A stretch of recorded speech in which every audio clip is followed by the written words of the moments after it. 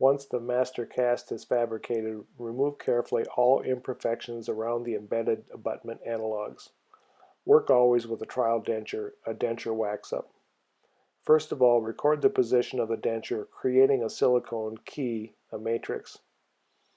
There are different ways to fabricate a traditional bar retained over denture. We can fabricate a bar using prefabricated components, preformed copings, and preformed bars.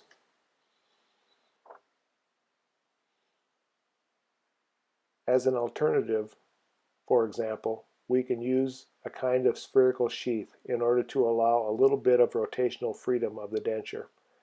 This alternative requires a casting procedure and the use of burnout copings, as we will see later. Otherwise, if you decide to use CAD/CAM technologies, you can directly scan the position of the abutment analogs on the master cast.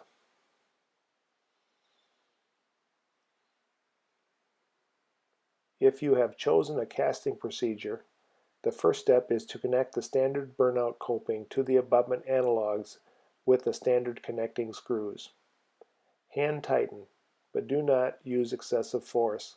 Stop as soon as you perceive friction, otherwise you may deform the burnout copings.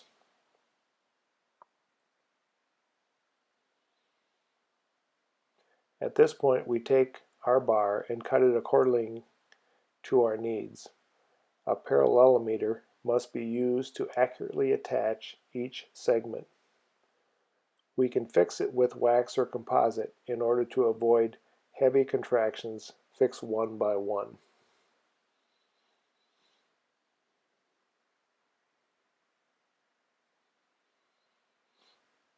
Now we are going to complete the composite on the back side. Once we have fixed the bar segments, we adjust the imperfections and complete the missing parts with wax.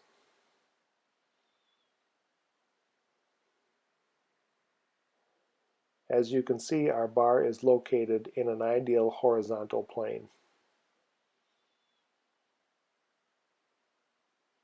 At this point, we have to fix our casting sprues. Here is the casting. We have to finish it, and to control its passive fit on the dental cast. When we are sure that no additional adjustments are necessary, we send the casting to the clinician for a patient try-in. Once verified the passive fit, the clinician sends the bar back to us. Now we have to position the riders, which will hold the denture in place and duplicate our work. We apply a wax protection, duplicate the bar, and fabricate a metal reinforcement including housings for the riders, which will support the denture. During all these working steps, always use a matrix as a guide.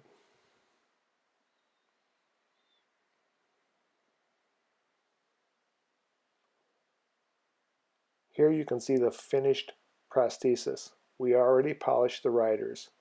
Obviously, each type of bar has its own riders.